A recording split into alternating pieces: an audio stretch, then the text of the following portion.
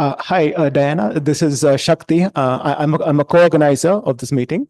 Hello, Nice to meet you. nice to meet So you. we should begin in a couple of minutes. We're just waiting for people to come in. So No problem. All good, thank you.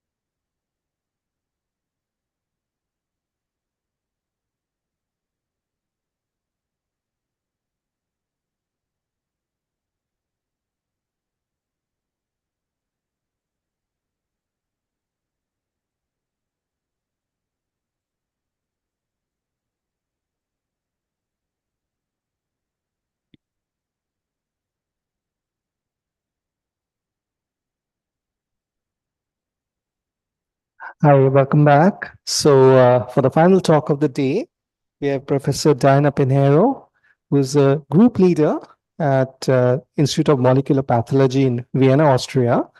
So, Diana did a PhD from the Institute Curie in 2016 and followed it with a postdoctoral work at the Institute of Science and Technology at Vienna. And she has been a group leader since 2022, and her work involves looking at how the mechanisms by which morphogens encode diversity of biological responses, in particular how they regulate and cooperate with tissue mechanisms to trigger embryo self-organization. So Diana, it's a pleasure to have you give a talk at our workshop, and we very much look forward to hearing you. Thank you very much for the opportunity and for the kind introduction.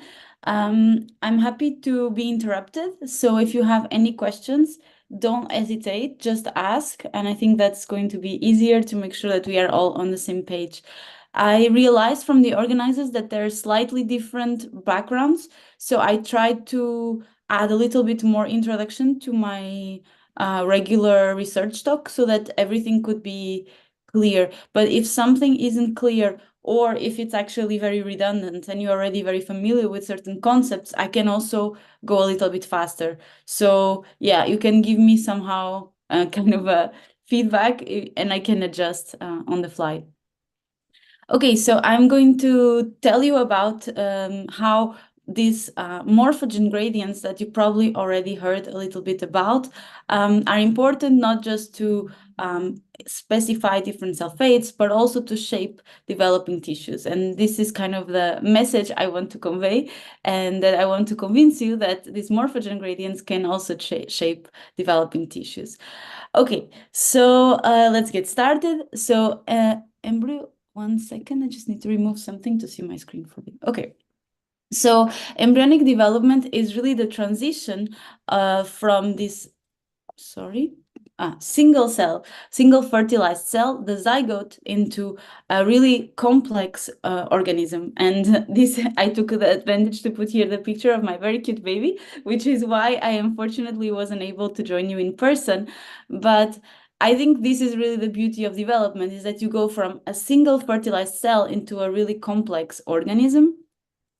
This already tells you that it's a fundamentally multi-scale process, and that the information for it's stored in the nuclei of a single fertilized cell, and this will bridge then over 10 orders of magnitude. So you start out with a single cell, but you'll make billions of cells. These will organize into organs, all with very specific functions.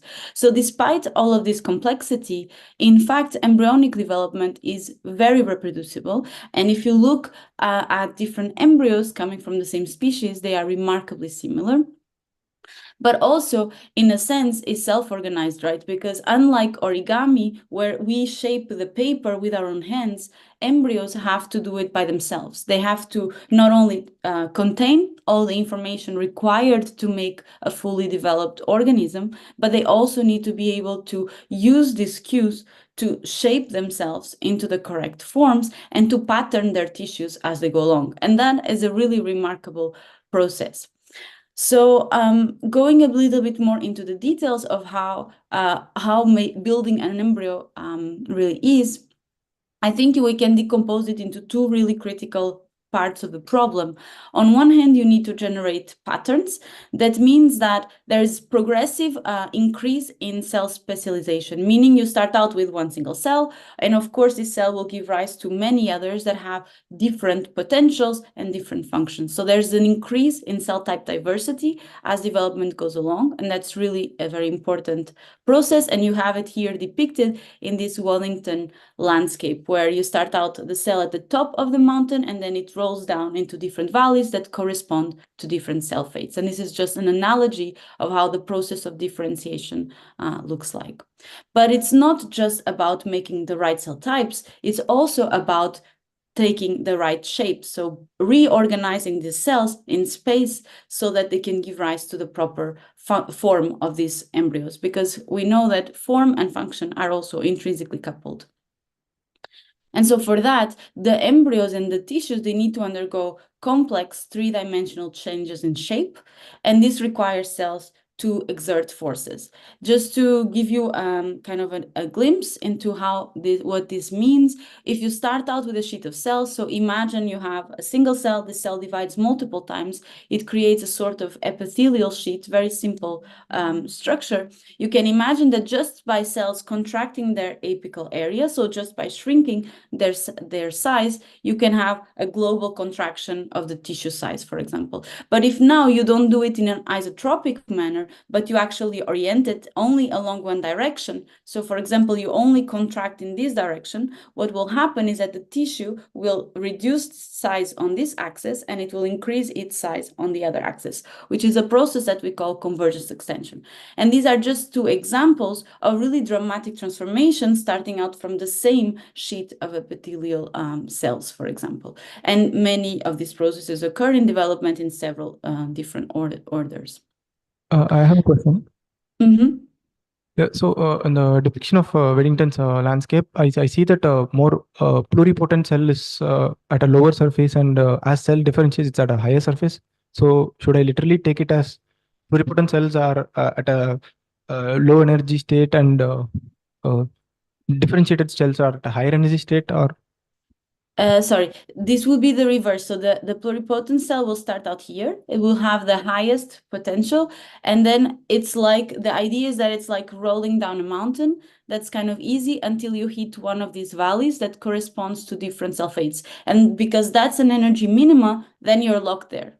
basically. So cells will kind of, this cell could fall towards here or towards here, but then once it finds this little valley, it will stay there, basically. So I'm not sure if it answered fully your question, but it would be reversed. This would be like the top, so the cell that is the most potent, if you may. Yes. Okay. Yes. Sorry, I should have explained it a little bit more. Okay, so what is, just to give you a notion, so these are just cartoons, right? But how does it actually look like in real life when embryos are undergoing this process? And to give you a kind of an idea, I took a movie from this paper that I really like from early zebrafish development. And zebrafish are these fish that we can keep in the lab very easily, and they have a few key advantages. They lay their eggs in the water, and the fertilization occurs outside the body of the mom, which means that you can start imaging them from really early on, from the start of fertilization throughout early development. And the other thing that is really useful about these fish is that their embryos are very transparent. So they're also very good to do microscopy, because you can really have very nice images where you see really well what cells are doing. So, okay, this is the species here, and this is the start of the movie. It starts out at 4 hours post-fertilization. So what happened in these 4 hours is that one cell has divided multiple times, so that you can see here now all the embryonic cells. This part that is dark here that you don't see very well is actually the yolk. So the embryonic cells from zebrafish sit on top of the very large yolk cell that will be used as a resource of nutrients for later stages of development. You will see a better image of the embryo a little bit later on. But what I want you to keep in mind is that on this right-hand side here, you see all the cell nuclei. And on the left-hand side, these same nuclei are now color-coded in function of the progenitors that they will give rise to. So blue is cells that will give rise to the ectoderm, which is epidermis and nervous system. In red, the mesoderm, so blood, somites, and so on. And endoderm, gastrointestinal tract. So just to give you now a notion of how this looks like, when I click, the movie will start playing for the next, it will play very fast for the first stages of development, that includes gastrulation and so on. So you start out with this ball of cells, and what you can see is that they divide many times. You can see on the left-hand side that cells are changing color, meaning that they're also committing into different fates. You start to have red cells and green and yellow cells. And also there is massive displacement within the embryo, such that by the end of the movie, what you actually see is the emergence of something that actually already looks like a fish. This is now the head here. You will see the emergence of the two hive fields. You have somites that are forming here. You have the also notochord as well. And here at the edge, it's even the tail of the fish that's forming. And this occurs within like 14 hours of development. So you go from a bunch of cells that are all more or less the same, and how they will pattern into different fates, but also how they do this large-scale morphogenesis. And I think this movie is really remarkably complex. And what we are seeing is only at the scale of the cells. But of course, inside cells, many other things are happening. Transcription, translation, metabolic states are changing. So this just to give you an impression of how many complex processes are happening actually in parallel during embryonic development.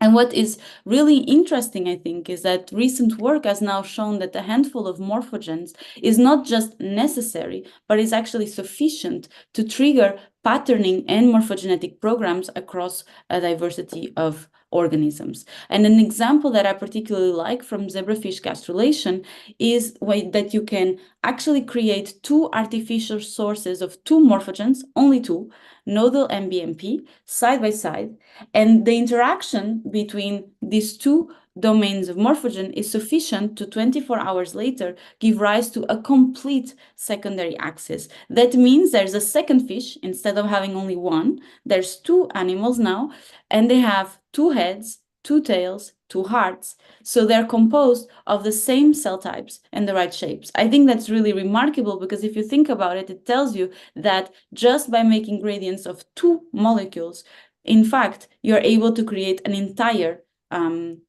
body axis. And I think that's kind of an incredible observation. And this has now been extended actually much further using pluripotent stem cells, where people have shown that just by combining different stimulation regimes with these morphogens at different concentrations, you can start out with pluripotent stem cells and you can make a number of embryo-like structures. For example, you can make blastoids, which are the equivalent to the blastocysts in the mammalian, for mammalian development. This is a structure that actually implants in the uterus. You can generate structures that already look like mouse gastrulation, for example, early stages, or even different versions of gastruloids in 2D or in more 3D, where you have the 3-germ layer components, you have even anterior-posterior patterning, and even morphogenesis of these tissues. This is not restricted to embryonic stages because you can even make embryos, and using, again, just by tweaking the conditions in which you put these morphogens, you can obtain organs that look like brain, early stages of a brain, early stages of an intestine, and so on. So this really shows that adding these morphogens, providing them to the system, is sufficient to trigger patterning and morphogenesis. And while we know this for a while now, the question is how actually this is achieved. And this is a question that we still do not know the answer for, so I'm not going to answer it all today, but it's really something that people are getting more and more interesting. The other slight interesting observation on these studies is that there's really a handful of morphogens, and reusing them in different combinations with different temporal combinations is sufficient to give rise to very diverse structures, which also tells you that they are used and reused in development in many different time points to give rise to different structures. So that's also quite an interesting question. How do they generate such diversity of outputs? And I think you've already started hearing about the role of morphogens in producing tissue patterning and inducing cell-fate specification. I only have a very short slide about this.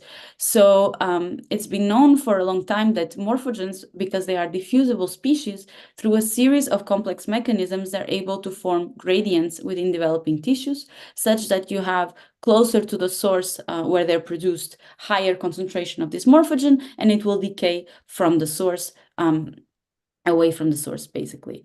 And what has been proposed already by classical studies a long time ago is that, sorry, this is just a small list of these morphogens. So you have some of the most common suspects. There are many others. For example, I didn't put here bicoid, which is one of the most famous one, but you have winds, BMPs, nodules, sonic hedgehog, and so on.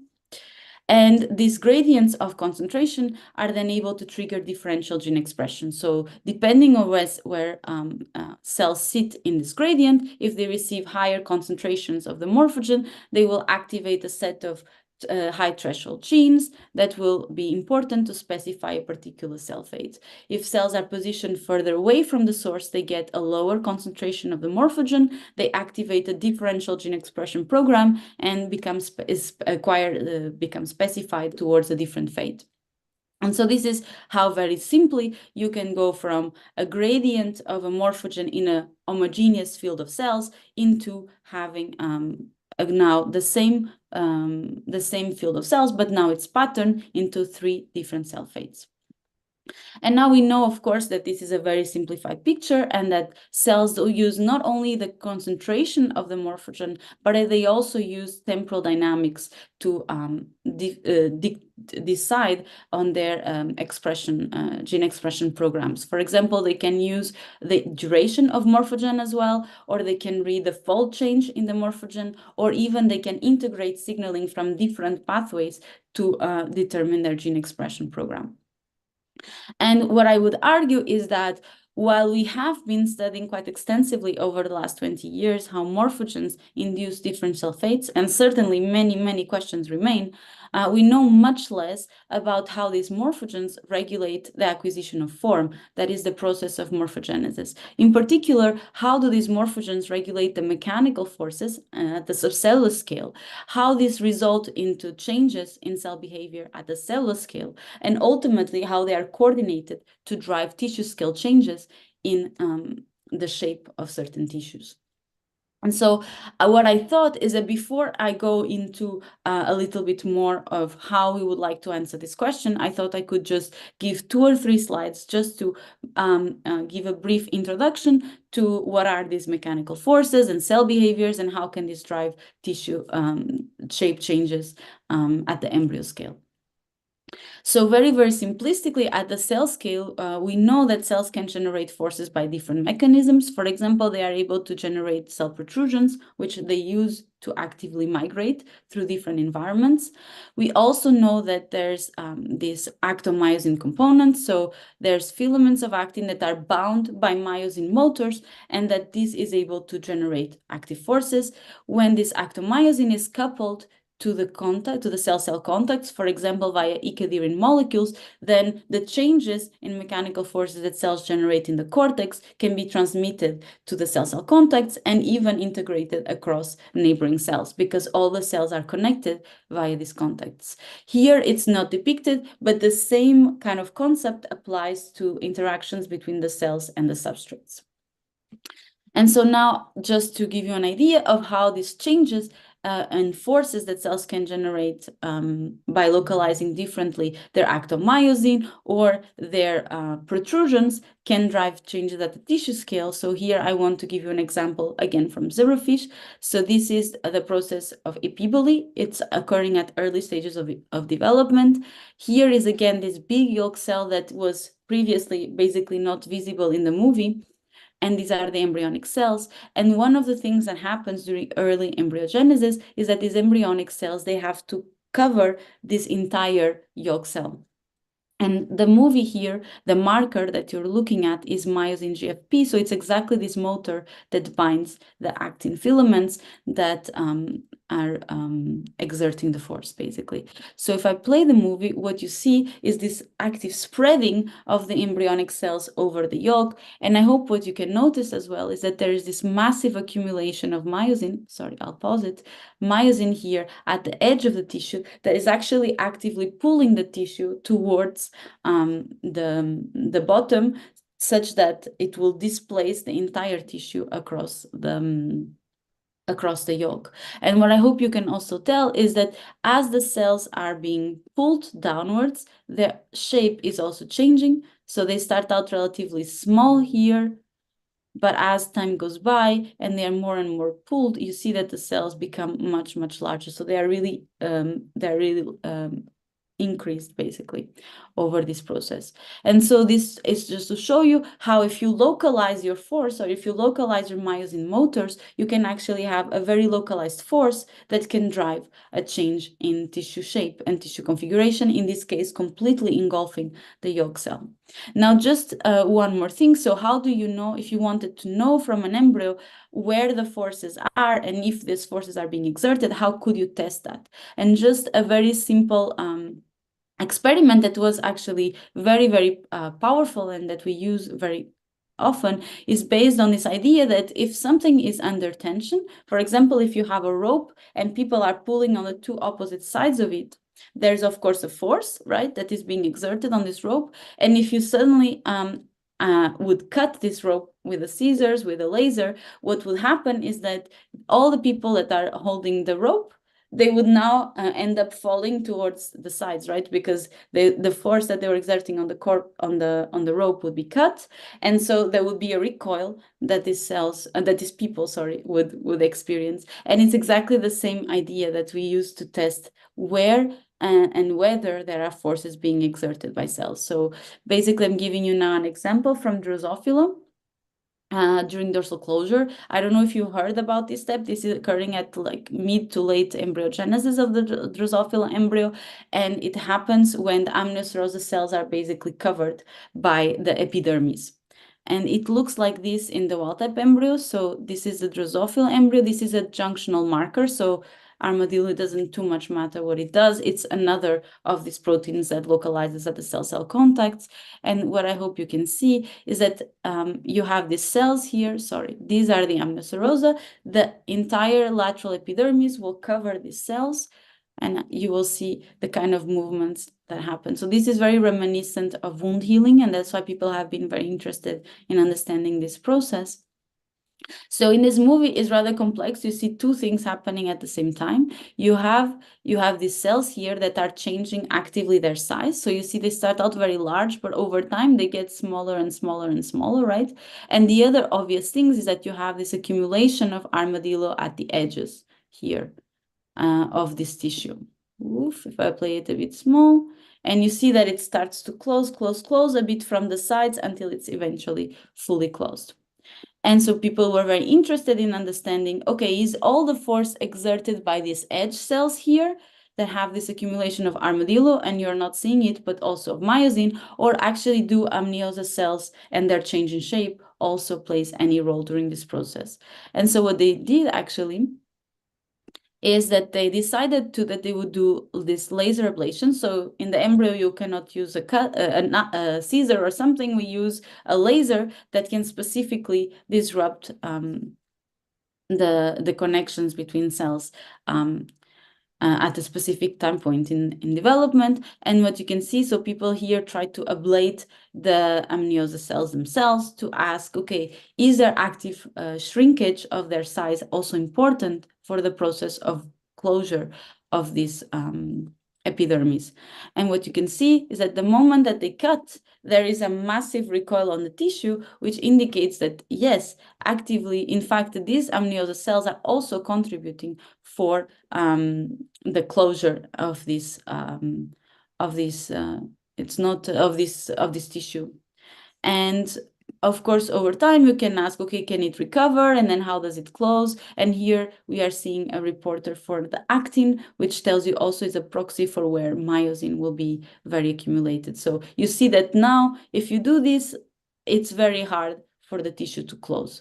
So this was just a very simple kind of experimental test, just to give you an idea of how you can test whether forces exist, where they are being applied, and even which tissue is contributing to a certain morphogenetic process by which amount. So now I wanted to kind of go out of this little bracket and back to the question that I had posed, which is, how do morphogens organize morphogenesis? And the short answer is that we still really don't know. One of the interesting observations that already dates back from the late 90s, from the work of Foddy and Steinberg and other collaborators, was that they showed for the first time that cells that have different fates also have different mechanical properties. And how did they do this? So they took differentiated cells from different parts of the embryo, limb bud, pigmented epithelium, art, liver, and so on. They dissociated them and they measured their mechanical properties, in this case, surface tension. And they could see that, for example, the limb bud had higher surface tension than, for example, the liver cells or retina cells.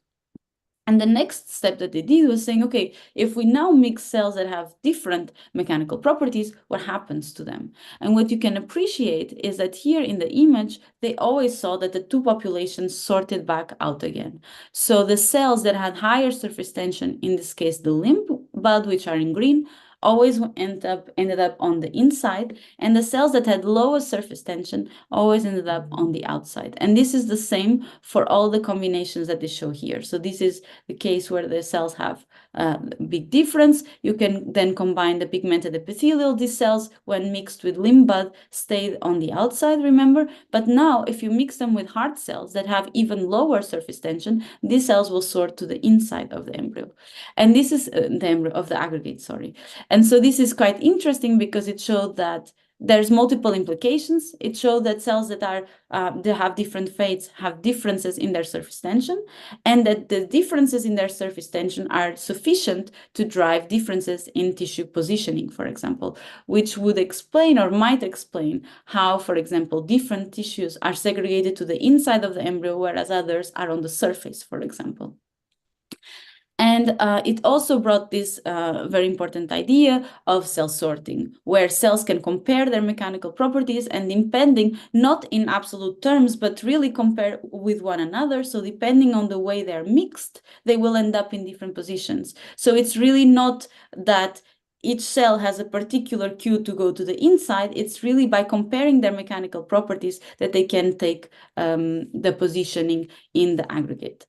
And these kind of experiments, along with work coming from Drosophila embryos, really brought into people's minds the following model. So people started thinking that, okay, maybe what happens is that things are very linear. So you start out with some morphogen gradients, you make specific cell fates. These fates can be arranged in patterns, and each of these different fates has a specific set of mechanical properties that dictates its morphogenesis. It's kind of a very linear way by which morphogens can organize morphogenesis. And of course, very indirect because it depends on cell fate specification. So of course, this is just, let's say, a blueprint of how developmental programs might be organized. But of course, it doesn't tell us anything about how specifically having a certain fate tells you which mechanical properties you should have. So this is still completely unclear. But it sort of created this idea that first thing to happen is signaling, second thing is fates, and only after you do morphogenesis. And this model is quite attractive. And as I say, it fits very well with data that was emerging at the same time from, for example, the Drosophila embryo, where people show that you have a first gradient of picoid that sets the embryo for segmentation. And basically, a lot of events of differentiation occur even before there is any cells and any morphogenesis. So it fitted really well with this idea that things are separated in time. You start out with morphogens, you pattern, and then you do morphogenesis. Now, of course, this is a nice model, but on the other hand, what we realized over time, and also by looking at the type of movies I've shown you at the beginning, is that most developing tissues are not necessarily static. They are not static neither during pattern formation, nor after the patterns have been formed. And so to give you just an idea, for example, you can imagine that when morphogens are actually patterning cells, cells actually have local displacements. They might divide, they might migrate over small distances, and they can also rearrange with their neighbors. And if you imagine, again, this model of the gradient in the tissue, but now if the cells are not static, but they can actually do short range changes in their positioning, then that means that they will also change the concentration of the morphogen they see in time. And you could imagine that such displacements might make the patterns a little bit noisy, for example. So this has been something that a lot of people are getting interested in, because one of the strong assumptions of this type of French flag model is that the cells themselves are static, and we don't really know if that's truly the case. So people are very interested in looking at that. But certainly there's extensive morphogenesis, and morphogenesis is not always after patterning has occurred. For example, in the context of the zebrafish, the two processes are partially intertwined. So there is some level of patterning at the start of gastrulation, but even those patterns are refined during the time course of morphogenesis. So this suggests that in order to organize these two processes, you actually need to have a lot more feedbacks between patterning, morphogenesis, and morphogens to make sure that what you obtain at the end is robust. And so this led people to move away from this kind of programmed mode of development, more into what people call a self-organized mechanism, where sure, you might have interactions from morphogens to fates and mechanics, but also we know that mechanical forces can directly instruct cell fate without changing morphogen signaling, but also perhaps morphogens directly regulate mechanical forces, or maybe even mechanical forces can feedback to change aspects of morphogen signaling. And if all these tiers of information are much more parallel to one another and interact via feedbacks, then you can imagine how, even if there are small scale displacements, how you can perhaps correct imprecision in patterning, because maybe the cells that are being specified to some fate now preferentially bind together, so that allows you to correct some mistakes. Or on the other hand, maybe the way you do morphogenesis allows you to, for example, change the dynamics of your morphogen signaling, which ultimately specifies different cell fates. And for all of these examples, people have started to find different cases where this actually occurs. So basically, the question that I would like to pose, and what we have been also trying to work on, is how morphogen programs then are encoded by morphogen signaling and emerging sulfates. So how exactly are all of these different aspects or tiers of information organized in space and in time to make development so robust, despite the complexity of the process? And of course, when you have a specific question, you cannot just decide to study all organisms and all of development. You need to kind of zoom in and use a specific model organism and tackle a specific developmental problem. And so what we chose to do is we use the zebrafish. You might have already guessed by the number of times I talked about zebrafish before. And we study the process of gastrulation. Why? Because this is the first stage of development where patterning is accompanied by large-scale morphogenesis. And this is really consistent across many species. And another reason for studying gastrulation is that this is truly the most important time of your life, because if you fail gastrulation, you will never be born. So this is really the foundation for future developmental organogenesis and so on. And it entails the patterning and formation of the germ layers. And here I'm going to now focus on zebrafish so that I can give you the background needed to understand the data that I will show you now. So zebrafish gastrulation starts at what we call 50% epiboly. That means that the embryonic cells have covered around half of this very large yolk cell here. And what has been known for quite a long time is that at this interface between the embryonic cells and the yolk cell, there is an extra embryonic tissue that acts as a source for nodal morphogens. So nodal, basically what you can see here is not a gradient of nodal per se, is a gradient of the downstream effector of nodal signaling, which is phosphorylated SMAD2/3. So just to give you an idea of how the pathway works, so nodal is the ligand. It binds a set of receptors at the cell membrane, and these receptors then phosphorylate, once activated, SMAD2 complexes that bind SMAD4 and go into the nucleus, bind transcription factors, and activate expression of genes involved in mesoderm and endoderm specification. And so what I wanted to take away from this is that at the start of gastrulation, there is already a gradient of nodal. And this gradient of nodal translates into broadly subdividing the embryo into the 3 germ layers. So where nodal signaling is really high, most cells will become endoderm. Where nodal signaling is intermediate, most cells are mesodermal. And where cells receive very low nodal signaling, most cells will become ectoderm.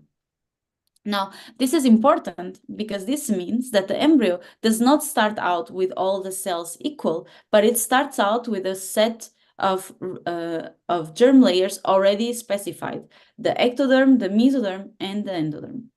And then after this, morphogenesis kicks in. So the embryo initially looks like this, but once gastrulation starts, a lot of things happen. And this is just a bright field movie. It was one of the first movies done of early zebrafish development.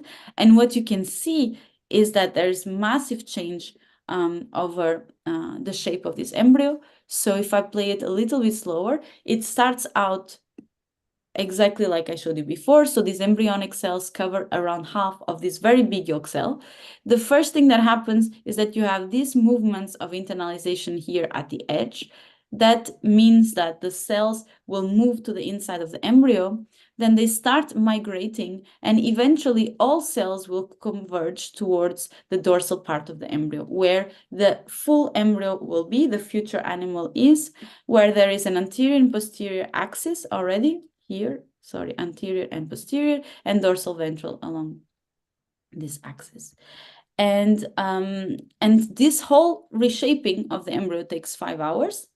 And it starts out, as I said, with the internalization. Importantly, only the mesoderm and the endoderm internalize. And this is very important because these germ layers give rise to internal organs, meaning that the heart needs to be on the inside of our body, whereas, for example, the skin needs to be on the surface. So it's really important to establish inside-out polarity so that the different organs will develop in their correct anatomical position. And internalization is the first step.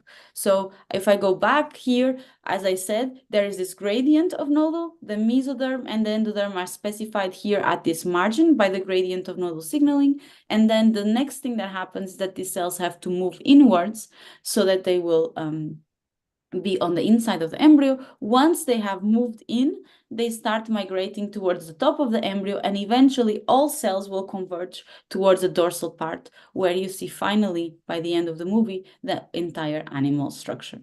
And so when I joined at this time the lab of CP, so this was in my postdoc, we were really interested in understanding how do the embryos integrate all of these different events, the signaling from nodal, the emerging sulfates, and these striking morphogenetic transitions that occur during gastrulation in space and in time. And the first thing that I did together with a very talented PhD student in the lab was to try to take kind of a bottom-up approach and try to deconstruct the embryo to understand what can the embryonic cells really do and what kind of self-organization capacity they have. And zebrafish is an interesting model to study this question because the yolk cell that I mentioned is a very important source of patterning signals. I told you about nodal, but there's other patterning signals that come from this yolk cell. So what we decided to do was to just cut out the embryonic cells. So in a very simple embryological kind of classical experiment, we just cut out the cells from the yolk. We allow them to heal in a culture without any morphogens, any growth factors, nothing. And we allow them to heal, and we ask, well, if they don't have the usual source of patterning signals, are they actually able to make any patterning? Are they able to do any morphogenesis? What can these cells actually do on their own? And we were really surprised to see that, remarkably, these cells, once they're in culture, they heal, and they're actually able to undergo dramatic morphogenesis, but also to specify quite a number of different progenitors. So here I'm showing you all the cell nuclei labeled in gray. So you can see all the cells in this explant. Some people call them pescoids or gastruloids. And what you can see is that it starts out round, but then over time you have this extension here. What is really impressive is that the same cells that integrate this extension here are also extending the axis in the full embryo. And you can also see that the structure has anterior-posterior patterning, because here this cuscoid EGFP is a reporter of an anterior sulfate. So it's quite impressive that they can not only do morphogenesis, but they can also pattern along the anterior and posterior axis. And now I will not go through all of the details, but of course the first thing we did was to actually check which cell types were present. And not all are robustly present, which was also very interesting, but overall we could find almost all the sulfates in our very simple explants, and when we compare them with the in vivo counterparts. And they were not only specified correctly, but they were also positioned correctly, so relative to one another.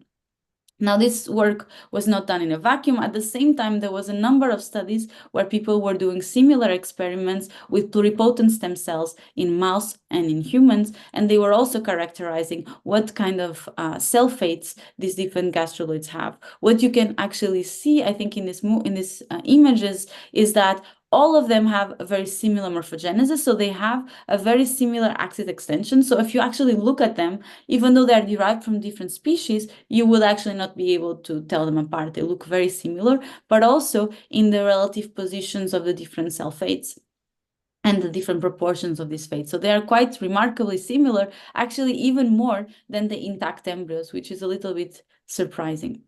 So that was interesting to see. And of course, the question is how? How can these cells, in the absence of the patterning signals coming from the yolk cell, actually organize themselves and give rise to all the right sulfates and the right shape? And so I will cut a very long story short, but what we noticed is that formation of the gradient of nodal in these gastruloids was essential. So this is how the gradient looks in the embryo. So before it was in green, it was a bit more zoomed in, but you can see it here as well. This is again phosphorylated SMATO3. So where there is more nuclear SMATO3 is where nodal is more active. And what we were really struck to see is that we could see these beautiful gradients in the gastruloids as well that could reform. Of course, they are slightly differently organized because here they are facing the yolk. in the gastroloids, there is no yolk, it's just a mass of cells. So it was actually around the region where we did the wound. That's where they always emerged. And then we asked, okay, is it necessary? Do we need to have nodal for all of this patterning and morphogenesis to occur? And indeed, that's the case. So when we incubated the gastroloids with different concentrations of a nodal inhibitor at different developmental stages. So for example, if we kept them in a nodal inhibitor throughout the time of gastrulation, well, they could do nothing. They basically neither specified the mesoderm nor had any extension. So they were basically here. When we interestingly inhibited nodal prior to gastrulation, so from early stages until soon after the start of gastrulation, they also didn't do much. But interestingly, if we let nodal signaling stay on for the early stages, but then we blocked it at this stage that we called shield here, then remarkably, we could see that they were able to specify the mesoderm and also be remarkably to do this morphogenesis. So this told us that nodal signaling is essential, because if you block it throughout the time window of development, then they neither specify any germ layers nor they are able to do morphogenesis. But we could also titrate, which time window of development the nodal signaling was important. And what we could show is that nodal is really important at the start of gastrulation, but once gastrulation has started, it's not really so important anymore, which again suggests that the gradient of nodal really acts at early stages to pre-pattern the embryo, but then after that is dispensable. So altogether, this data told us that nodal morphogens are really important for induction of the mesoderm and for the morphogenesis of the gastroloids. And now I won't go through the details, of it, but what we could show is actually that one of the questions that you could have from this, okay, nodal is doing patterning and is doing morphogenesis, but then how do you even start nodal signaling if you said that the source of nodal ligands was the extracellular, was the yolk cell, and now you don't have yolk cell, so how can you make a gradient of nodal still? And so what we saw is that actually maternal signals that are deposited in the embryo are actually able to initiate nodal signaling in the gastroloids. And this was surprising to us because normally in vivo, in the entire embryo, these maternal signals are not sufficient to establish nodal signaling, but in the absence of the yolk cell, it seems like the embryo can just amplify this initial signaling a little bit more and be able to still undergo patterning and morphogenesis. And so we thought that this was interesting because if you go back to these modes of development, initially we had talked about this very programmed way. Then we talked about this very self-organized where all tiers of information can interact with one another. And what we think here is happening is kind of a sort of in between these two, which is what we call genetically encoded self-assembly. And this was a term that was coined by Alfonso Martinez Arias, where he defined this genetically encoded self-assembly as cells able to, there are small asymmetries that are deposited in embryos or in different, for example, stem cells, and that the cells are able to amplify these initially small differences to actually drive organization of patterning and morphogenetic programs.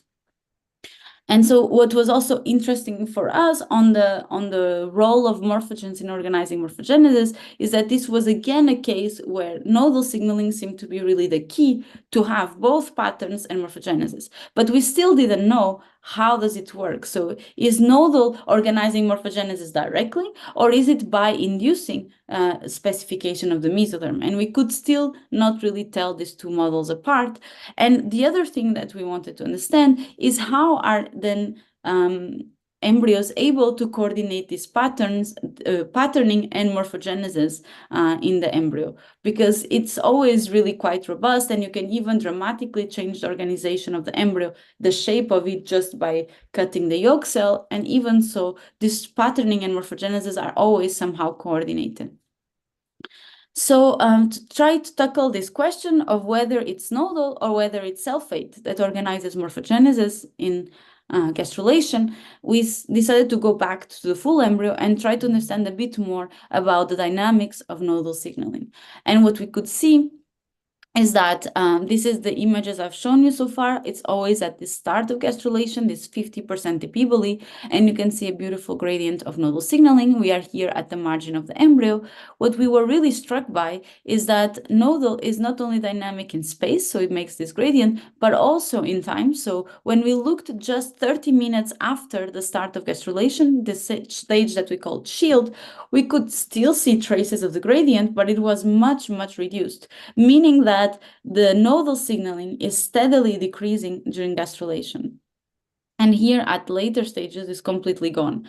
So this again suggests that, and this is just a quantification. So here we quantify the intensity of cells of the phosphorylated MAG2/3 in cells at different positions from the margin at different stages. So the highest gradient and most clear gradient we have at the start of gastrulation, 50%, which corresponds to this image here. And then when you take embryos a little bit later, you already see that the gradient is much smaller. So you still see some cells that have high nodal signaling, like in the image, but you can see that overall there is a decrease in the amount of signaling. And later stages, they have even less nodal signaling. Why is this super interesting for us? Well, because now we actually have a way that we can ask whether what is the link between nodal signaling levels and morphogenetic potential. Why? Because what we can do is we can do what we call these classic transplantation experiments, where we take cells within the mesodermal domain at different stages of gastrulation. And we know that all of these cells are mesodermal because they express a mesodermal marker. But we know that cells have different nodal levels. The early cells are mesoderm, but have a very high nodal signaling. And these later cells here are still mesoderm, but they have much lower nodal signaling levels. And then what we can do is that we can transplant these cells into a mutant embryo to ask how these cells are able to undergo internalization, for instance, which is the key morphogenetic movement of the mesoderm. So why do we need these kind of weird MZOAP embryos? We need them because they lack both any mesoderm and any internalization movements. And why is this good? It's because we really want to be able to discriminate what is the autonomous migratory capacity of the cells that we transplant versus any collective effects that can happen just by putting the cells in the middle of others that are already undergoing gastrulation. So we really wanted to make sure that we really were analyzing only the cells we transplant. And now we have a pretty good system because cells have more or less broadly the same fate, but they have differences in their nodal signaling level. So now we can ask, does it matter for their morphogenetic potential or not? And so what we did then was to transplant these early cells. This is the experimental system here. You're seeing a cross-section through the embryo. You have membrane signal. You have the transplanted cells expressing this guscoid reporter that indicates they are mesodermal. And they also have the nuclei labeled. And what you can appreciate is that initially the cells stumble a little bit, but eventually they translocate towards the inside of the embryo. And by the end of the movie, you see that all of the cells that were transplanted were able to internalize and cross the tissue and end up on the inside, just as you expect for the mesodermal components, because as I told you, mesoderm gives rise to internal organs, so it has to move to the inside of the embryo. Now, the surprise for us came, the surprise for us came when we took cells from what we called, shield stage here. So these cells are still mesodermal, they still express the same reporter, but look, now they are no longer able to undergo internalization. And they stay more or less in the position where they were transplanted until the end of gastrulation. And this was really surprising to us. So here you can see the quantification of these experiments. You can see that every time we transplanted early cells that are high in nodal signaling, they always undergone internalization. But when we transplanted cells that were much lower in nodal signaling, they never or almost never internalized and always stayed interspersed with the rest of the ectoderm. And this was quite surprising to us because it had, I think, two very important implications. One, that later mesendodermal cells that have lower nodal signaling are not able to undergo internalization autonomously, suggesting that their morphogenetic potential is very different from the early cells. And also that nodal and not commitment into a mesendodermal cell fate per se is sufficient to regulate cell internalization, because all these cells are mesodermal, but the only difference between them is their nodal signaling levels. And this is also consistent with recent findings from other authors where they induced specification without nodal signaling, and they could see that cells were now unable to undergo internalization as well. So this was still quite surprising to us, because the kind of dogma in the field, and these are really classic experiments from the early 2000s, was that even a single mesodermal cell that is active, the way they transform them in mesoderm cells is by activating nodal signaling to very high levels. They always internalized. Even one single cell was sufficient. And you could find these internalized cells at 1 day later. They are integrating, they integrate endoderm-derived organs. So that's how we know that they are in the right location. Whereas if you just put regular cells expressing GFP, they are going to actually integrate in many different locations and not specifically at all in these mesodermal-derived organs. So we had kind of a strange paradox, right? In the transplants, only the early cells were able to undergo internalization, consistent with the role for nodal signaling and regulating morphogenetic potential directly. But in vivo, we still had this surprising observation, because in vivo, all the mesoderm has to go to the inside of the embryo. So how are these two observations somehow possible? And how do later cells then, that cannot go to the inside of the embryo on their own, eventually find their way in the intact embryo? And I just want to remind you, like, that this is not a very easy challenge, because you have over 1,000 cells that are internalizing all around the circumference of the embryo in a very specific time window of 2 hours. So how is this actually achieved? The other question that we wanted to ask, of course, is what is the biophysical mechanism by which nodal regulates internalization of these cells, and whether the dual role now that we know the nodal has on patterning, but also morphogenesis, does it also somehow couple these two processes together?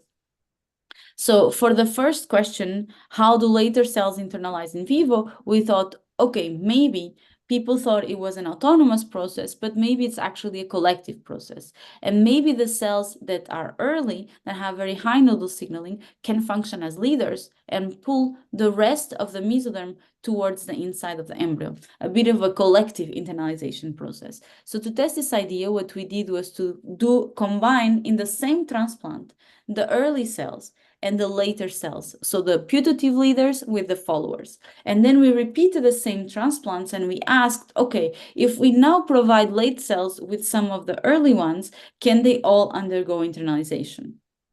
So this is how the experiment looks like. The early cells are here.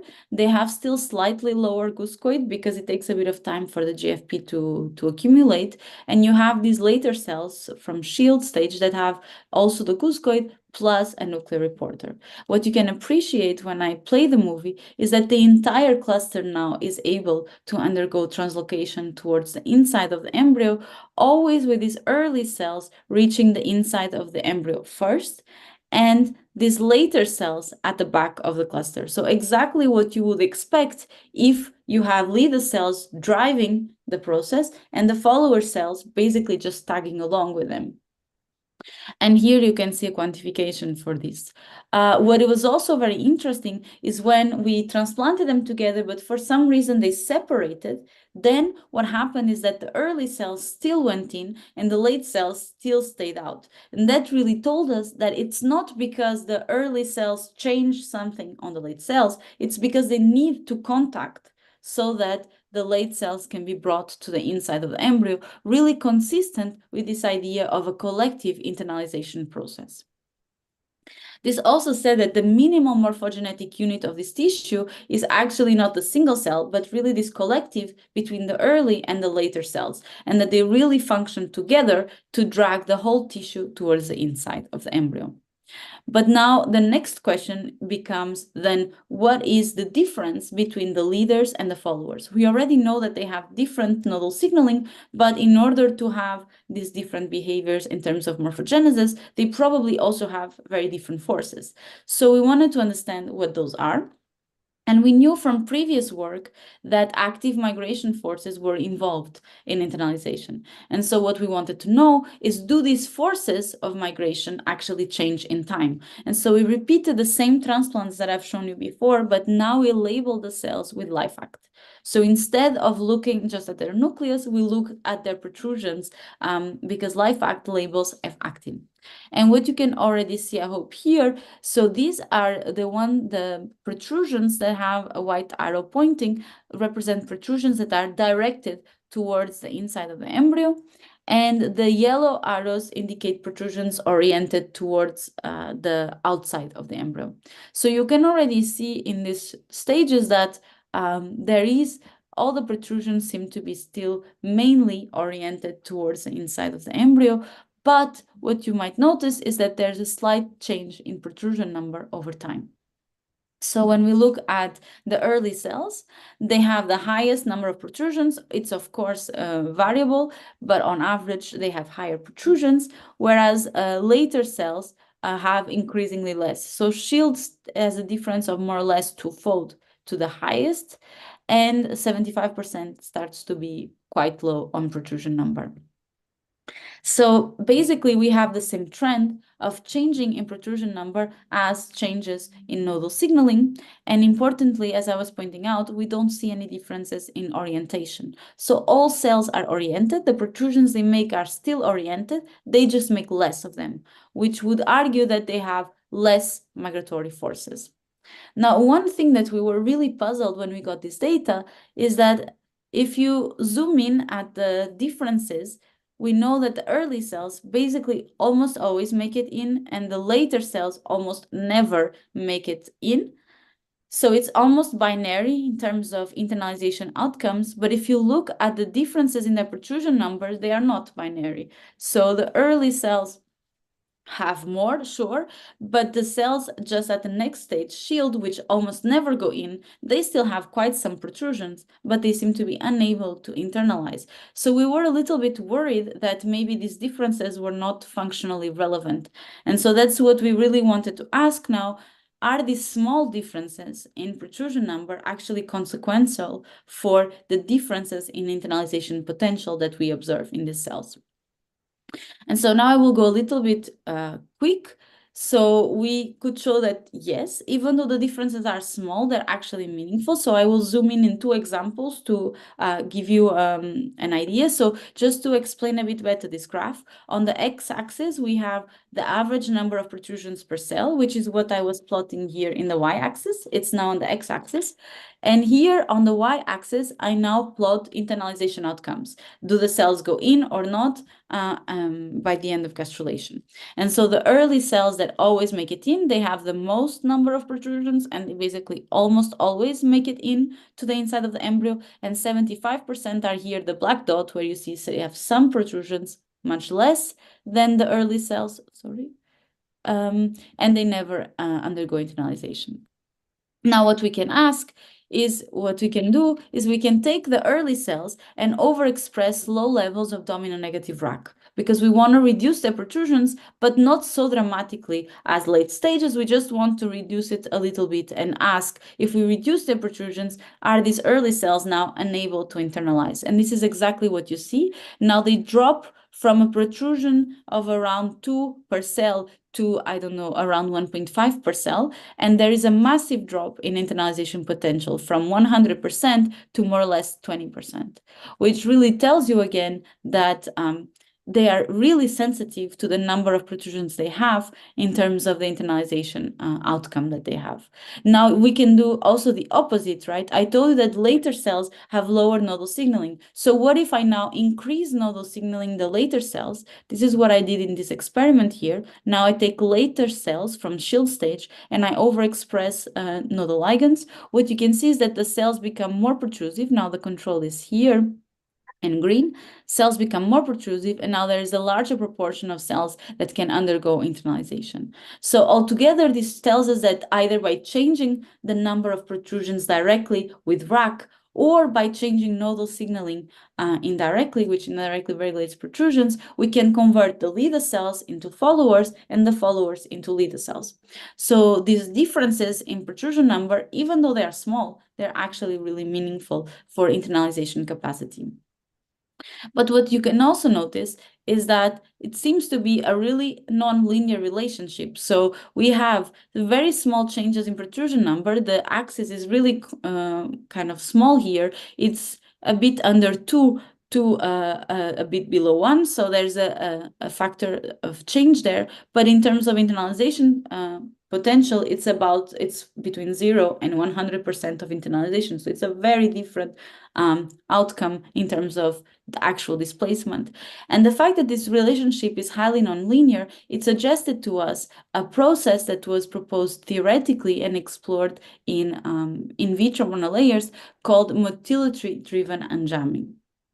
So the idea is that the tissue material state can change depending on different parameters, including the motility forces, meaning when the cells have low motility forces, it's really hard to drive rearrangements with the neighbors, so they basically stay caged. They don't really displace. And these little arrows here are mean square displacement. So if you would look over time, the cells wiggle a little bit, but they don't really change neighbors. They sort of stay in their position. But if cells now have much higher motility forces, then they are unjammed now because they are so actually drive rearrangements. So you have much larger mean square displacement represented here by the little arrow, and you have much more rearrangements. And what we wondered was, well, maybe our LIDA cells that have higher nodal signaling and higher protrusion number, well, maybe they are in the unjammed state, whereas the follower cells that have lower nodal signaling and lower protrusion number are actually in the jammed state. So maybe it doesn't matter exactly how many protrusions that they have. What matters is that they cross the threshold to just have low enough protrusions that they cannot overcome the energy barriers to drive rearrangements and actually change positioning. So they're basically jammed. Whether they have 0.5 protrusions per cell or 1, it doesn't matter because it's all below the threshold. So that was what we were wondering. Just to see if this kind of analogy would even make sense for the problem that we're looking at, what we did was to measure the mean square displacement of these populations back in the transplants. And this would be the equivalent as when you try to change one of these bricks in a wall, even if you would apply a lot of force, the cells are it's completely impossible to move these bricks around. But if you have plain dough and you apply some force to it, it's very easy to change its shape. And so, yeah, so now what we needed to do is to ask a small problem with my slides. So the graph should come first. So the first thing we wanted to do now was to measure the mean square displacement of these two populations. So now the early cells have a very high mean square displacement. Of course, they displace, they internalize, so they migrate over a large distance of space, so they, of course, move. But what was really interesting for us was that later cells from shield and 75%, even though they are protrusive, they not only do not internalize, but they don't move. So here, the dashed line indicates one single cell diameter. And what you can see is that both the green and the black dots are under this threshold, meaning that they don't drive any rearrangements. They basically stay where they were positioned throughout the entirety of the movie. So it's really what you would expect from a jammed population. Now, can we go a little bit further with this analogy and use it to make some more quantitative predictions for internalization outcomes and dynamics? And so for that, we collaborated with a theoretical physicist at IST, Eduardo Enzo, and he was modeling this process as an energy, landscape. So we start out all of our clusters on the outside, and in order to transition to the inside of the embryo, they have to exert a certain amount of forces that will overcome the energy barrier. And if they do have sufficiently large forces, they will transition to the inside. If not, they will stay stuck in their energy minima that they are in, that they are started in, basically. And we always added a bit of noise, because if you remember the protrusion data from before, there are some variabilities, some cells that are sometimes a bit lower, sometimes a bit higher. So we took the variance from our measurement and we also input that into our protrusive force. And so when we do this, we can not only reproduce the mean square displacement of the populations that we see. So the curve now is the fit from the model, and you can see it fits extremely well with our data. But we can also predict internalization outcomes more generally. And in particular, if you would correlate now protrusive force with percentage of internalization, you of course have these two regimes. The extremes are easy. If forces are really low, well, you will never transition. If forces are extremely high, you will always transition. But when you're close to the critical force here at 1.5, the internalization outcomes can become very variable. Why? Because a little bit of noise can help you to transition or can get you stuck where you are. So you basically start to have that at the same force, you have now transplants, in this case, the simulations. So the simulations of these clusters that don't make it in and others that do. What was really cool is that this was exactly what we had in our observations as well. So this is now all the data from the transplants I've shown you before across all conditions. I think it's about 50 transplants. And what you can see here is that when the forces are really low, they never make it. When the forces are very high, they always do. And around this 1.5, you start to have cells that have the same average protrusion. For example, here, and in this case, they do not make it in, and this other case, they were able to make it in. So things become very variable close to the critical point. And it's exactly what we predict. So if you now average all the outcomes from the experiments and from the model, you can see the fit between the two, and you can see that once more, the model fits really well with our observations, which really suggests that nodal signaling regulates mesenteroderm protrusiveness and internalization capacity by triggering a motility-driven unjamming transition.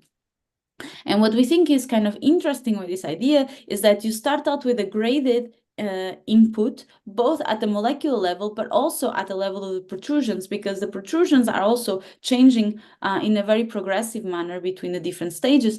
But at the tissue scale, this gives rise to a binary mechanical switch that creates two populations of leaders and followers. So it means that in order to understand how morphogens can translate into morphogenetic outputs, you really need to study all scales of the problem. You need to study the molecular scale, you need to study the cell behavior, but also how this can act at the tissue scale. And there can be really non-trivial relationships that you uncover, as in this case. And so everything I've shown you so far is in transplants. So there's still a question of how can this now apply at the actual tissue scale? So does it? Yeah, of course. Yeah, so does the tissue require a critical number of leader cells? Yeah, it's a very good question, yeah. And it's coming. The answer is remarkably difficult to test in vivo. So what we did actually was the opposite. We made more leader cells because that was easier genetically, and we could show that that has impacts on how cells are internalized. But in the transplants, we could see that if I go there, sorry, very quickly, when we do these combined transplants, what you can see is that you have a lot of cases where the mixed transplants don't go in. And this is always cases where I have more than 50% followers compared to leaders. So in transplants, you need to be around 50-50 or below to make it work really well. But in vivo, this is less, for sure. And we think that the fact that the tissue is all connected, and when cells start to migrate inside, actually they are able to compensate for not having so many leaders. But unfortunately, we don't have the experimental test of the minimum number of leaders needed. This is something we are still working on, to find an experiment where we still have some gradient, but that is shorter, for example. But it's very hard, remarkably, to actually get that experimental condition. But it's a very good question. I have another question, if you don't mind. Sorry, of course. So these leader cells are early mesodermal cells, right? Mm-hmm. So do they also have the ability to sort of internalize other cell types other than mesodermal cells? Very good point. No, they only can drag other mesoderm cells, and that will also come. So one thing that you never see. So I'm transplanting this into a specific embryo, right? But they never drag any of the cells of the embryo around, and we were always puzzled by that, but they can't, and we think we know why. And this will come also a bit later. Yeah. Thank you. Yes. So, okay, how about the entire embryo? So now again, in collaboration with Edouard, we decided to model the tissue as spheres. And what we do is that we impose the gradient of nodal signaling that we measure in the tissue, and we assume that there is a relationship that is linear between having more nodal and more internalization forces. Okay, different shapes of the relationship would also work, but we stick to the simplest one. And there's also two other forces that we put here. We put epibole forces just because the tissue is spreading down. It's just to make it look more like the in vivo. It's not necessary, actually. And once the cells are in, and this part is important, they start to migrate upwards. This is what happens in vivo. We actually don't know why they change direction, but we just took that and we input it also in the model. And here we assume uniform adhesion. Now, one of the questions we had is, can we have such a small proportion of cells that has very high nodal signaling, so are those actually sufficient to drag such a large proportion of followers to the inside of the embryo, exactly like was just asked? And what you can see here is that that's the case. Even though there's only very few leaders, this is sufficient to bring all of these follower cells to the inside of the embryo. And when we compared to actual movements in vivo, so here is a cross-section through the embryo, and you can see guscoid, which is this marker for mesoderm, and an histone reporter, you can see that the movements in the simulation and in vivo are actually, very similar. So really consistent with the idea that even though we have only few unjammed leaders, they are sufficient to trigger the internalization of the followers. Now, one more interesting observation that we didn't really anticipate initially is because cells are internalizing in this kind of sequential manner, being pulled by the leaders, actually, this means that the positional information within the tissue is actually remarkably preserved, even though the internalization movements are complex and three-dimensional. In fact, when you look at the neighbor relationships between cells before internalization and after, in fact, they are preserved. And this is what you can see here. So this is the data. Perfect preservation of all neighbor relationships is indicated by the dashed line.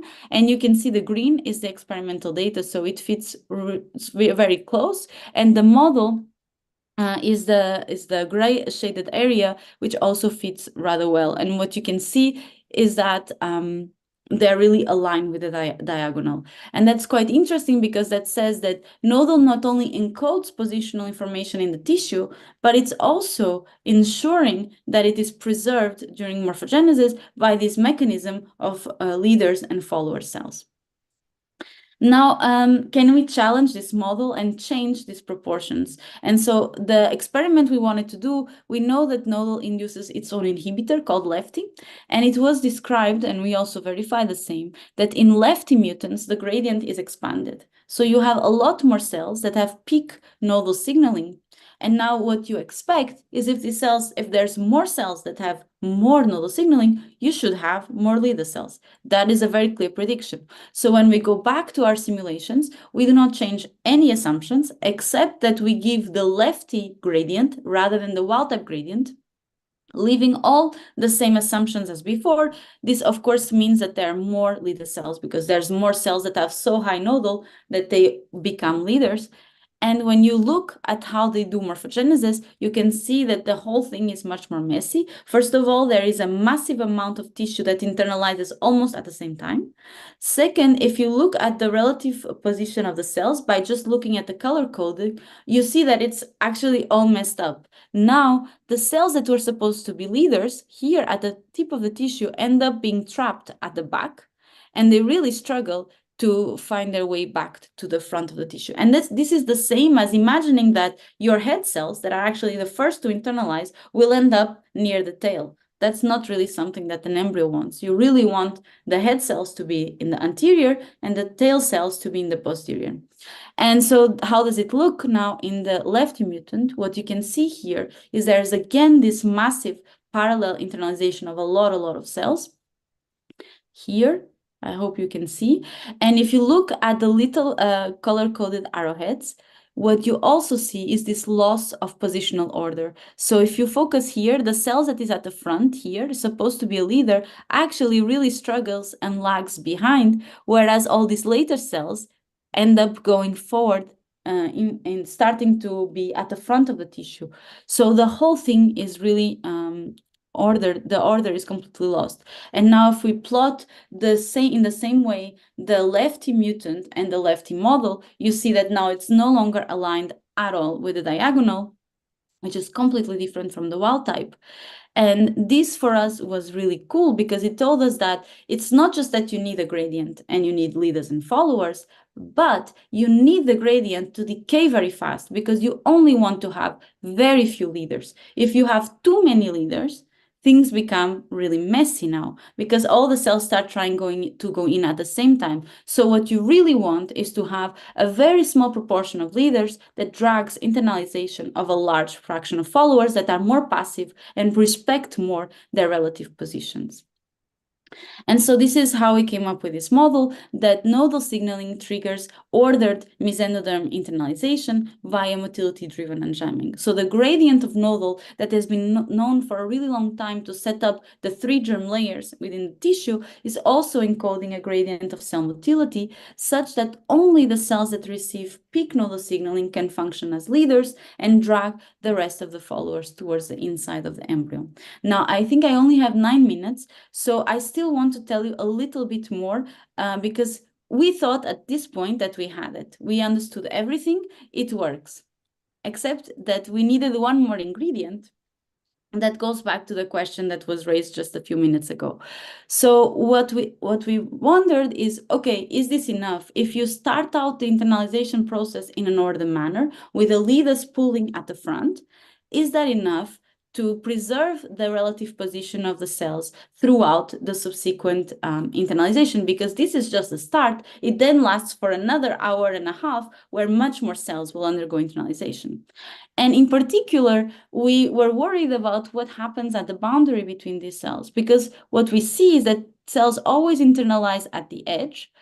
And we were wondering why they don't interact across this forming tissue boundary here. So is this model, in fact, sufficient to explain the whole process?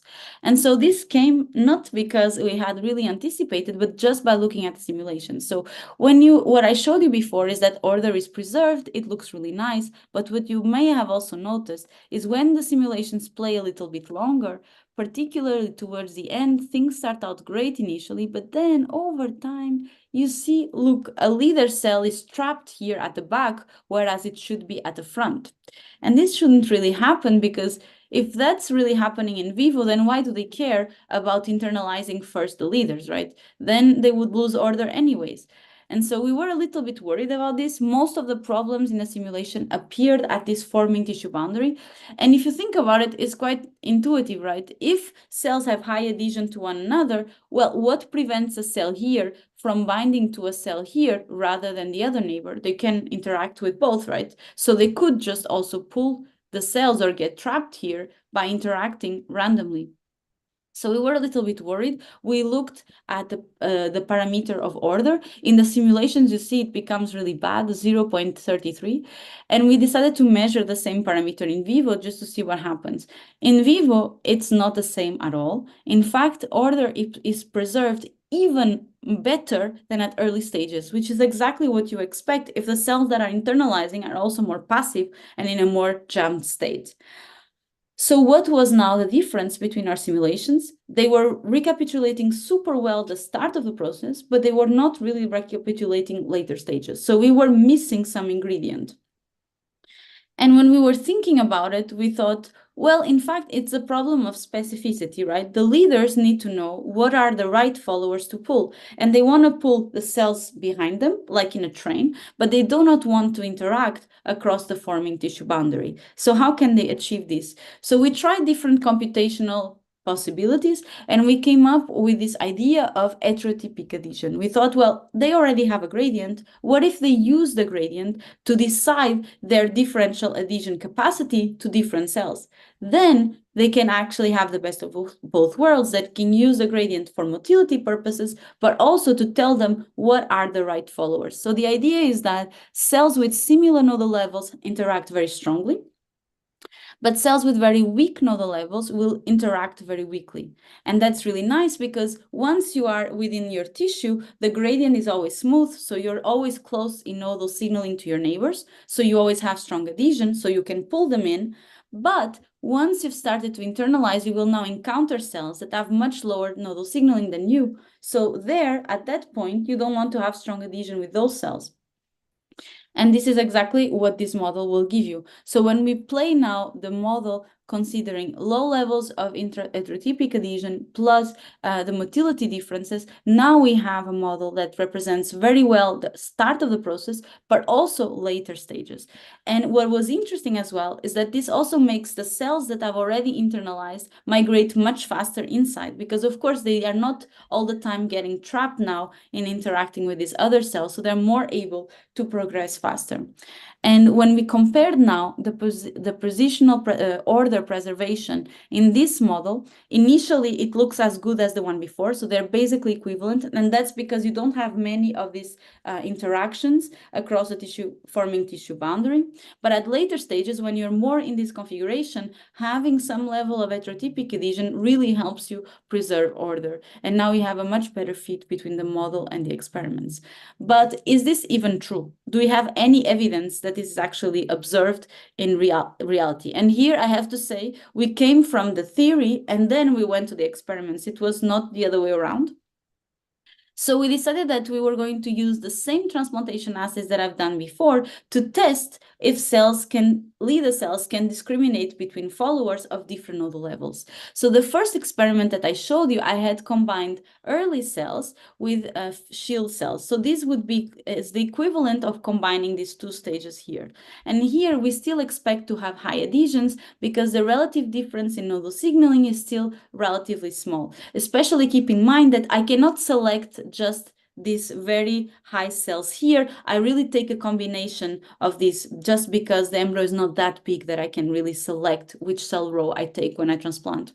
So the whole thing is still rather similar and they stay together. But now what we can do is that we can increase the gap in nodal signaling simply by taking the same leader cells, but taking later follower cells. We know that in terms of internalization capacity, they behave just the same. But what is cool is that their nodal signaling levels are even lower. So the difference now is increased. So now we can ask, can the leader cells differentiate between these two types of followers with different nodal signaling levels? And this is the exact same experiment as before. You can see here they start out together, but what you can appreciate is that over time, they actually separate, with the early cells undergoing internalization anyways, and the late cells staying out. And this was pretty remarkable because we had split of these clusters every single experiment that we did. So it was a completely different behavior when we combined cells from closer developmental stages and closer nodal signaling levels. Interestingly, also when we looked at what is the contact that is lost when they separate, we always found an increased loss of heterotypic contact. So between the cells that are high and low nodal signaling. Exactly what you would expect if the mesendodermal leader cells can actually discriminate amongst their followers on the basis of their nodal signaling levels. Now, if everything I told you is correct, then what you expect is if I rebuild the gradient, the leader cells should be able to pull all of the followers to the inside. And so this means I did now a triple transplant where I have the very high nodal signaling cells, the intermediate nodal signaling cells, and the very low nodal signaling cells together. When I do that, what you can see is that you can actually rescue really well cohesion of these cells to a really remarkable degree when you compare to these two extreme cases combined, and even have a full internalization of this triple transplant.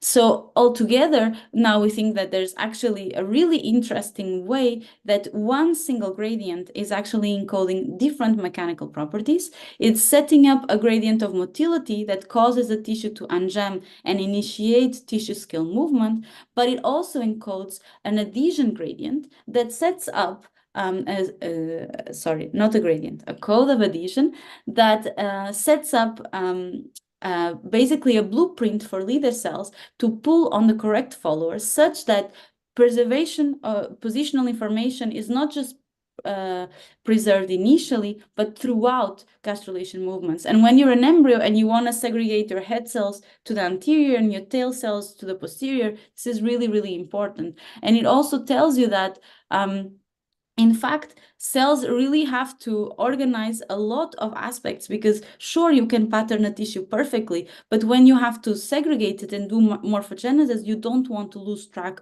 of those patterns anymore, especially when the morphogen itself is going down and cannot reinduce the cells again in a new position. So it's really important to consider this aspect of preservation of positional information and preservation of patterns.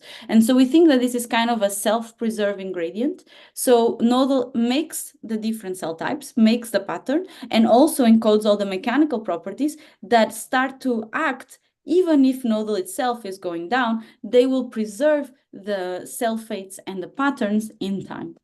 And just kind of two last words. So on one hand, heterotypic adhesion is emerging now as a really efficient way to do tissue segregation. So far, we thought more about it in terms of, for example, differential contractility or differential levels of ecadherin, for example, more like in an adhesion gradient manner. But in fact, heterotypic adhesion seems to be a much more effective way to do tissue segregation, not just for us in gastrulation, also very beautiful data from Xenopus gastrulation, and also even the idea to use these natural differences in adhesion to actually make better embryo models for studying, for example, human embryos in vitro.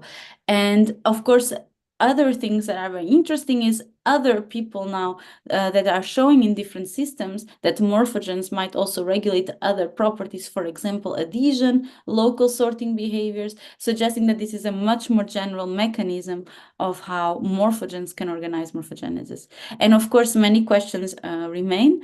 And I just go very quickly to just thank the team, and most of the work I presented to you was done in Heidelberg, in particular with Alex and also other collaborators, the theory collaborator Edouard, and now the team in my lab, and we are working both with zebrafish and now more recently also with gastroloid discs that are human pluripotent stem cells that we can induce to undergo a gastrulation-like process in the dish. So we want to see how far we can extrapolate some of the findings now into humans, and I'll be happy to take any questions. And I'm sorry that I'm already 2 minutes over time.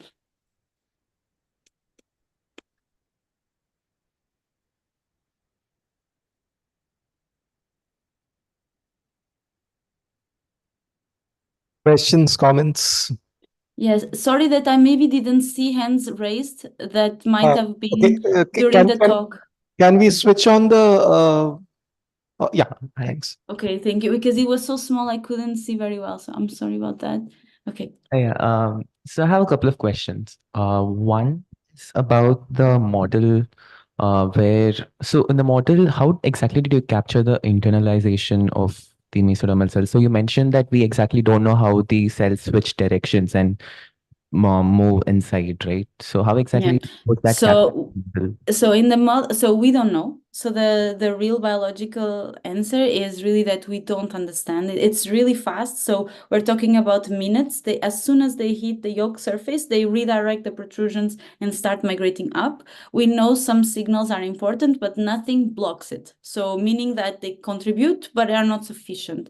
In the model, we put it by hand. So once a particle is close, it's coming into a certain radius of what we consider the boundary, it will redirect its polarity. So it's completely set by hand to match what the embryo does, but nothing more. So it's really set by hand. So it comes within a certain radius and then it redirects.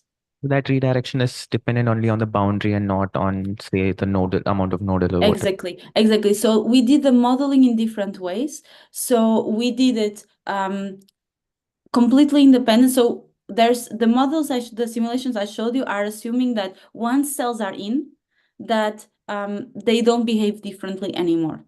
And we don't exactly know if this is the case. It's much harder to measure protrusions very deep in the embryo because you don't see very well. But we also did the same relationships once they go in. And the only thing that changes is that the migration is a bit slower, of course, because now you're accumulating cells that migrate, they have less force. So they migrate a little bit slower. So that's the only difference. Nothing else in terms of all the predictions is changed, just the global speed. And it's hard to compare the speed itself because this is in the embryo a completely 3D process. There's a lot of cell tiers, not just one. So it's not entirely obvious how to compare. So basically we stayed agnostic and we said we simulated in both ways. Both work for what we want to say, but I think this would be a next thing to check. So we tried to do some transplants where we transplant the cells directly in and now analyze the behavior of them on the surface, but we don't have much data yet. Just one more question. So when it comes to the bistable energy landscape model, which you were talking about, so I I just want to draw analogies between the system and the model. So, uh, so to overcome the energy barriers, protrusions help. So more protrusions, you can overcome the barrier much easier. So where exactly does motility come into picture? So you Yeah. mentioned that, yeah. Sorry. No, I'll let you finish. No, you did mention Is that there is high motility, it's easier to internalize. So is it that motility is decreasing the energy barrier, or how exactly does that get Yeah, exactly. So we think that it's really the interplay between the force that cells can exert and how big is this energy barrier. We, of course, don't know. We think it's the ratio that matters. So we think that in terms of the embryo, what is happening is that this active force is becoming smaller and smaller. So even though the cells make protrusions, our assumption is the fact that they make less protrusions will scale with the force. So it's as if they're progressively having less and less force, even at the same energy barrier. And that's because we always did the transplants in the same environment. So let's say whatever is imposed in terms of energy barrier for rearrangements should be the same for all cells because they're transplanted into the exact same environment. But we did one experiment that is not in the paper that I think is very interesting, where we tried to do the opposite. What if we make the environment a little bit easier to move through? So if we lower the energy barrier, but we do not change now the force. So what we did was to overexpress a constitutively active version of a myosin phosphatase to reduce globally actomyosin in the host. So then we can transplant cells from later embryos. They have lower force, exactly the same. But now instead of transplanting them into a regular embryo, we transplanted them into these potentially softer embryos that have lower actomyosin. And now even the shield cells can internalize. So this really suggests that it's the balance between the two forces that matters and not just one of the two. It also shows that the protrusions of the later cells, even though they're less, they are meaningful. They're just not in the environment sufficient to actually displace. Okay, cool. Thank you. It made sense? Yeah. Okay.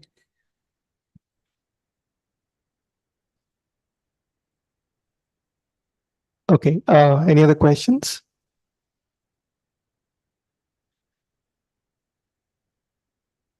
Yeah, Soling.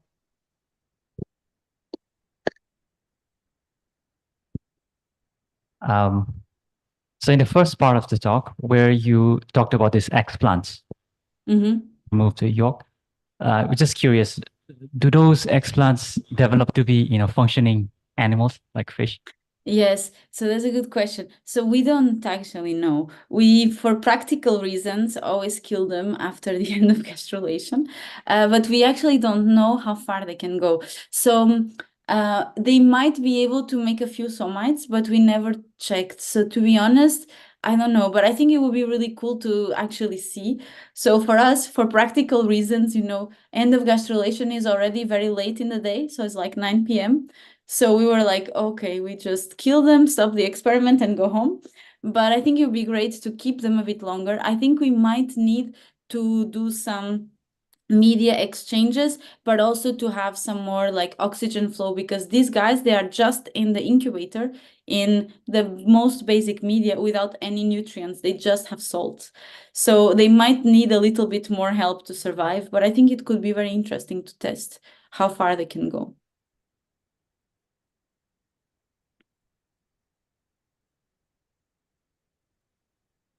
All right. So if there are no further questions or comments, let's thank Diana once more. Thank you very much. Thank Thank you you, so and much, sorry Diana. for taking a bit more time. I know Not it's at all. already. Not at Okay. all. And, as I said before, whenever you are planning to come this side, do please keep us in mind for a visit. We'll be so glad to Absolutely. host you. Absolutely. And thank you for all the great questions as well. Thank you. Bye. Have a nice Bye. day. Bye. Yeah.